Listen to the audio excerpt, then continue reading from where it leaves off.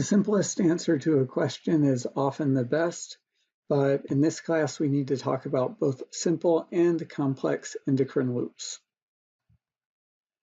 Let's get oriented in terms of the core concepts for anatomy and physiology, the three core concepts: homeostasis, flow-down gradients, and structure and function. We're really focusing today on the idea of homeostasis, and specifically the negative feedback loops that help maintain homeostasis, as well as feedback loops that will coordinate varying states so that we stay alive in the big picture. In the endocrine system, recall, coordinates the activity of groups of cells, acts through hormone receptors. These are two of the three consistent principles with the endocrine system. But the one that we're working with most today is the idea of feedback loops, and that the endocrine system works with sensors, control centers, and hormones as effectors to coordinate the activity of groups of cells. The main point today is that a simple endocrine loop contains one hormone, and a complex endocrine loop contains more than one hormone. And I hope that we'll get through some of the consequences of this arrangement, as well as a few examples. Okay, so we'll start with simple endocrine loops, and we'll revisit the idea of homeostasis, or maintenance of a stable internal environment. In order to maintain a stable state, if there's any change, any deviation from that state, we need the opposite change to return to homeostasis.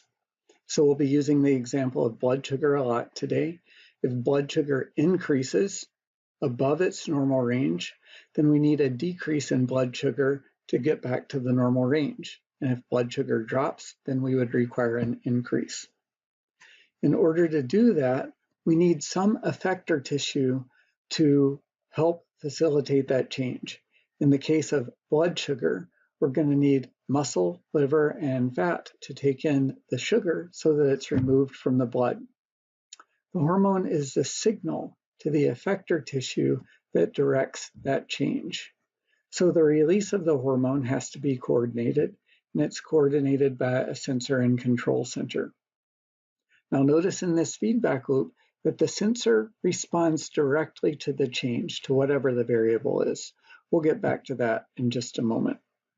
First, let's look at a couple of examples that we can refer to. I just discussed blood sugar, and insulin is the hormone that signals a lowering of blood sugar. It signals groups of cells to take in sugar from the blood, so blood sugar would drop. The opposite of insulin is a hormone called glucagon. When blood sugar drops, glucagon is released, and it signals tissue to release stored sugar into the blood so that we maintain a stable state. Some other hormones that we'll look at regulate blood calcium, which has to be maintained within a narrow range. The hormone calcitonin lowers blood calcium if it gets too high, and the hormone parathyroid hormone, or PTH, elevates blood calcium if it's lowered. So we'll be looking at some of the details of all four of these hormones as we go forward, but we can look at insulin in some detail now to provide an example of a simple loop. And again, if we're maintaining steady blood sugar and blood sugar increases, then blood sugar would have to come down to return to homeostasis. This is a negative feedback loop. In this example, insulin is the hormone, and liver, muscle, and fat are the effector tissues. These are the tissues that store glucose. Now, this can be a point of confusion for students when they're beginning because they think, doesn't the pancreas store glucose? No, we don't have many pancreatic beta cells to work in this loop. That few number of cells could never store the large quantity of glucose that our bodies consume and need in order to function normally. So the effector tissues are liver, muscle, and fat. Those are the cells that take in the blood glucose. But the pancreas does play an important role, And the pancreatic beta cells are the sensor and control center in this loop. When blood sugar rises, some of that sugar will signal the pancreatic beta cells to release insulin. So not only does the blood sugar directly affect the beta cells, they sense that change, but it's also the control center that will release the hormone insulin. Insulin then acts on the target tissue to lower blood sugar. So one of the things I want to emphasize at this point in the video is that the sensor, the pancreatic beta cells, respond directly to changes in blood sugar. It's true that there are going to be some other effects from the nervous system and other places, but the primary input here for the pancreatic beta cells is levels of blood glucose, and that's the variable that's directly regulated by the hormone insulin. So the sensor responds directly to the effects of the hormone.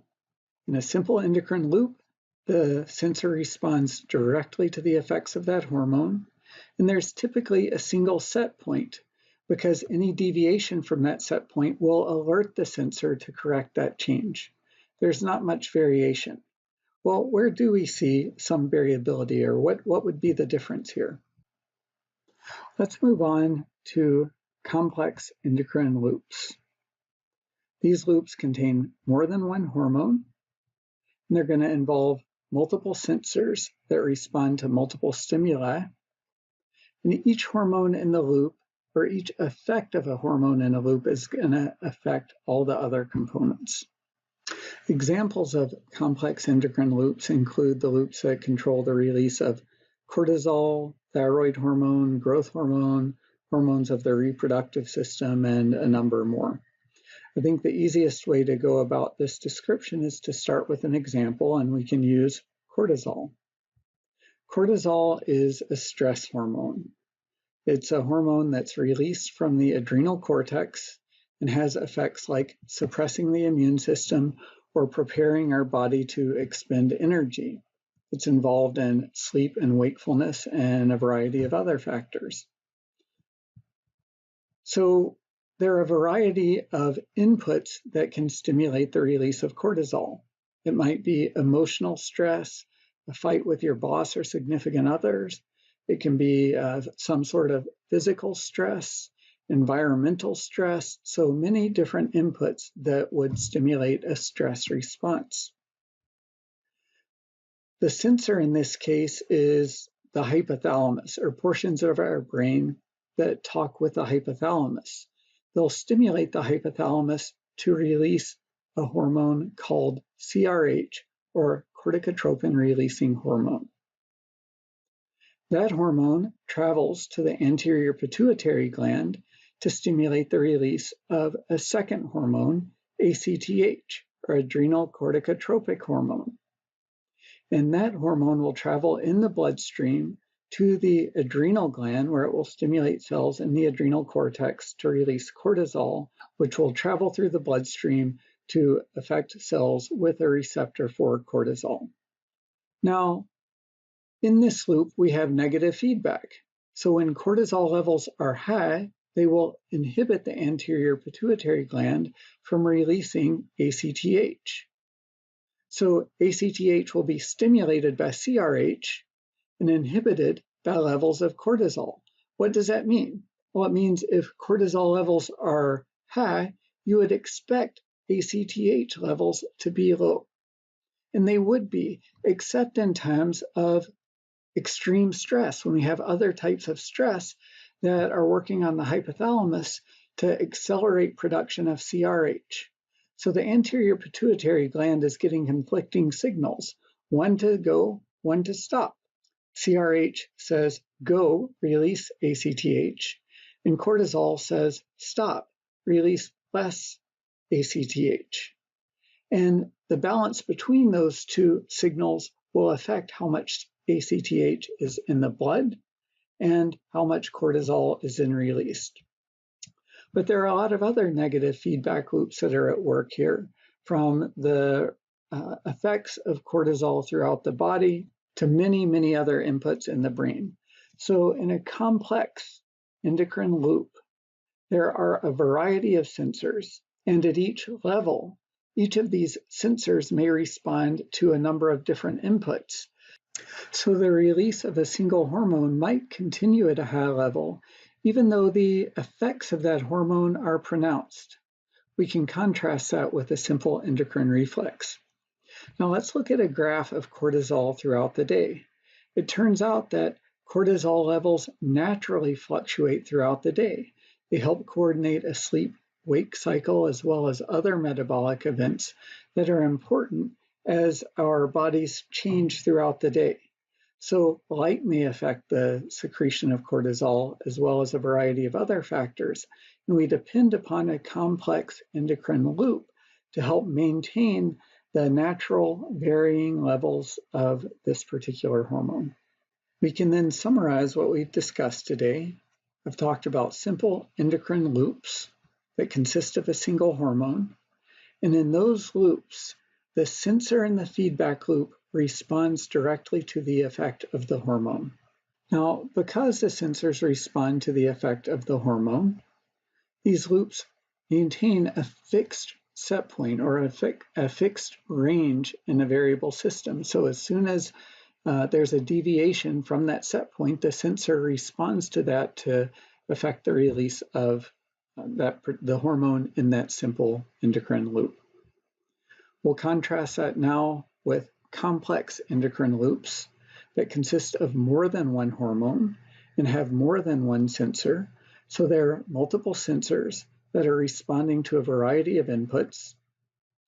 And these hormones help us coordinate varying states that might vary normally throughout our day or month, but also help us adjust to variations in the external world, external environment.